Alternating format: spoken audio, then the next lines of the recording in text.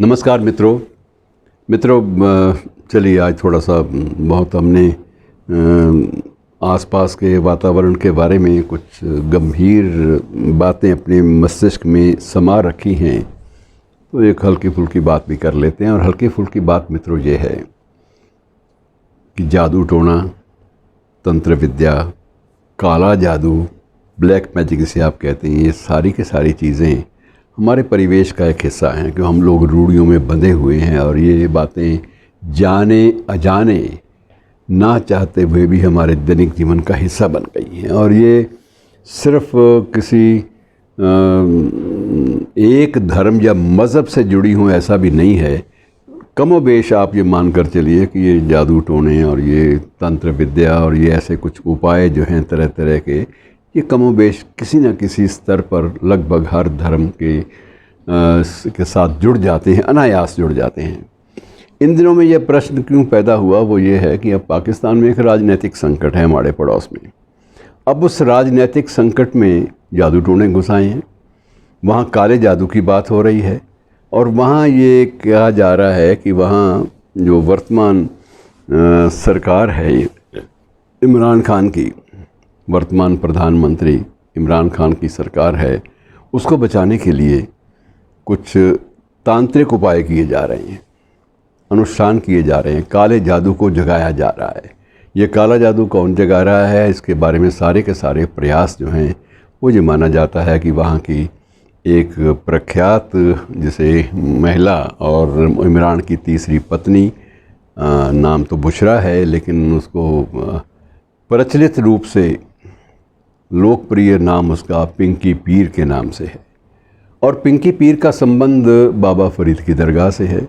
बाबा फरीद सारी ज़िंदगी फ़कीरों की ज़िंदगी बसर करते रहे, सूफियों के अंदाज में जीते रहे और उसी तरह से उठ फरीदा सुत्या, झाड़ू दे मसीत, तू सुता रब जागदा, तेरी डाढ़े नाल प्रीत। भाई तुम्हारी प्रीत तो है इसने इतने ऐसे व्यक्ति के साथ जो कभी सोता नहीं है और तू सोया पड़ा है। तो ऐसी बातें करने वाले बाबा फरीद की दरगाह पे ये अनुष्ठान जो हैं ये भी किए जाते हैं। लेकिन ये एक अच्छी बात यह है कि दरगाह पर ऐसे ख़तरनाक जादू टोने करने की अनुमति नहीं है। यद्यपि वहाँ भी होता है कि मोर पंख से आशीर्वाद देना, दरगाह से छुआ कर वहाँ चादर चढ़ाई जानी, ये सारा कुछ चलता है लेकिन एक सीमा तक।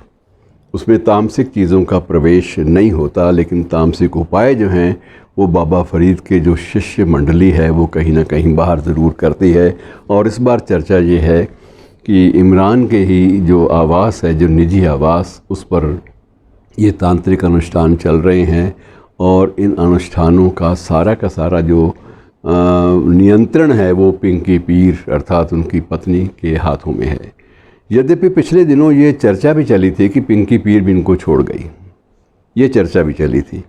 लेकिन अब जो चर्चाएं आई हैं उसके मुताबिक पिंकी पीर कुछ समय के लिए वहाँ से चली गई थी, मुख्य धारा से कट गई थी, इसलिए कि उन पर लगभग 9 अरब रुपए के भ्रष्टाचार के आरोप लगे थे और एक पीर होने के नाते वो इन आरोपों को सहन नहीं कर पाई और वो छोड़कर चली गई थी प्रधानमंत्री का आवास।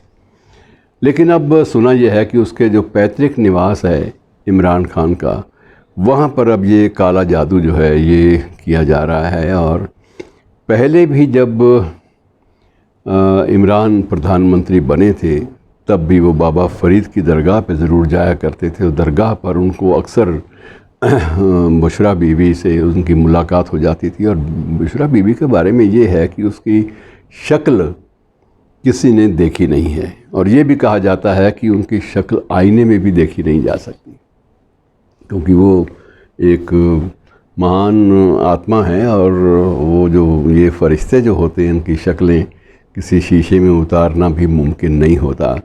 बहरहाल उनकी बहुत सारी चित्र जो है, बहुत सारी फ़ोटोज़ वो उनके जब विवाह हुआ तब भी और उसके बाद भी मीडिया में चली गई। कैसे गई ये छोड़िए, ये बहस का मुद्दा नहीं है, लेकिन चली गई।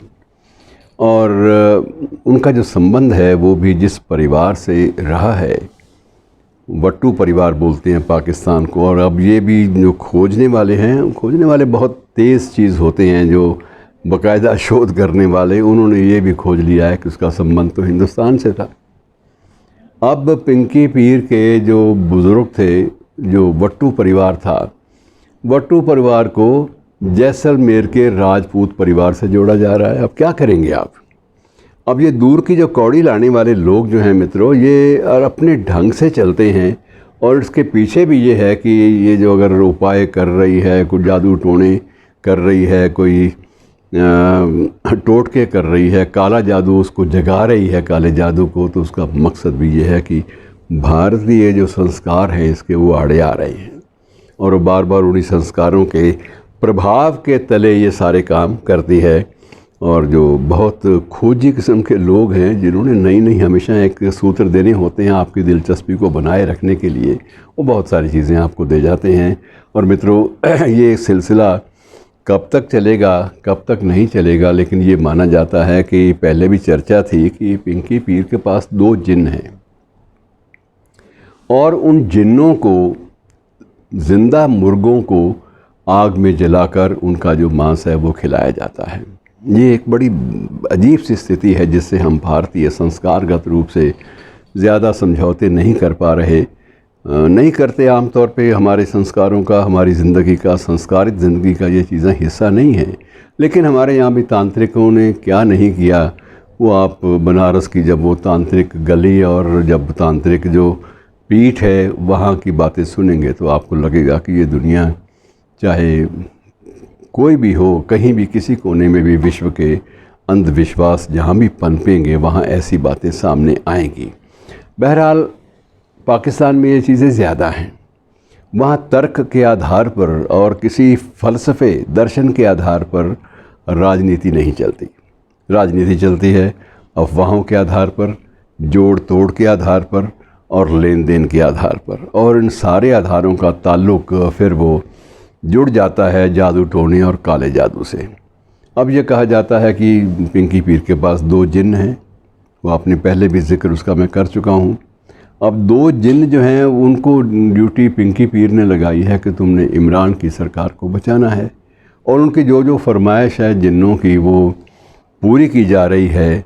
एक ऐसा माहौल अजीब सा बनाया जा रहा है जिसमें कुछ सांसद, कुछ पार्लियामेंटेरियन जो बुरी तरह से ऐसी चीज़ों में फंसे रहते हैं सदा, जादू टोने में और काले जादू की दुनिया में, जिन्नों की दुनिया में, वो कहीं ना कहीं थोड़े बहुत प्रभावित भी हो सकते हैं। लेकिन अब ये लगता नहीं है कि जादू टोने, तंत्र विद्या का विधान और तथाकथित 2 जिन्न जो हैं जिनको मुर्गों का मांस खिलाया जाता है रोज़ सुबह शाम वो कुछ ज़्यादा सियासत में इमरान खान की मदद कर पाएंगे, ऐसा लगता नहीं है।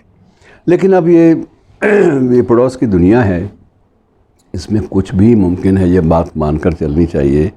अब देखिए ना, आपके 24 घंटे या 36 घंटे पहले ही मेक्सिको में एक दुर्घटना घटी है। वहाँ एक आदमी ने बंदूकें चला दी और बंदूकों चलाने से 90 आदमी, 19 व्यक्ति जो है 19 व्यक्ति मारे गए। झगड़ा सिर्फ कबूतरबाजी, अपना इसके मुर्गों की लड़ाई से चला था। वहाँ भी मुर्गों की, जैसे हमारे यहाँ नवाब ख़ानदानों में मुर्गे लड़ाए जाते हैं, मुर्गों की लड़ाई करवाई जाती है तमाशा देखने के लिए, वहाँ भी मुर्गों की लड़ाई।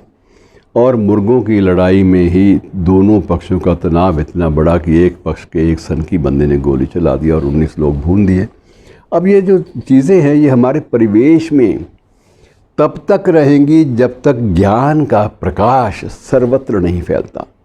बहुत ज़रूरी है कि हमें कुछ चीज़ों को दलील के आधार पर, तर्क के आधार पर, ज्ञान के आधार पर कुछ चीज़ों को अंदर अपने आत्मसात करना चाहिए, ताकि इस मानवता को और जीवन मूल्य जो है, मानवता के मूल्य, इनकी रक्षा तो कर सकें। इन पर चलना तो बात की बात है, लेकिन इनको इतना ना गिरने दें कि हम जिन्नों के हवाले कर दें। इस सदी में भी जब हम एटम की बात करते हैं, जब हम अलग किस्म की दुनिया के संदर्भ में जी रहे हैं, उस संदर्भ में भी अगर आप जिन्नों को ले आएंगे तो कहाँ बचेगा आपका फ़लसफ़ा, कहाँ बचेगी आपकी विरासत और कहाँ बचेंगी वो आपकी पुरानी चीज़ें जिनके सहारे पर अब तक आप अपनी समृद्धि, अपने सभ्य समाज होने का दम भरते रहे हैं। मित्रों, आज इतना ही।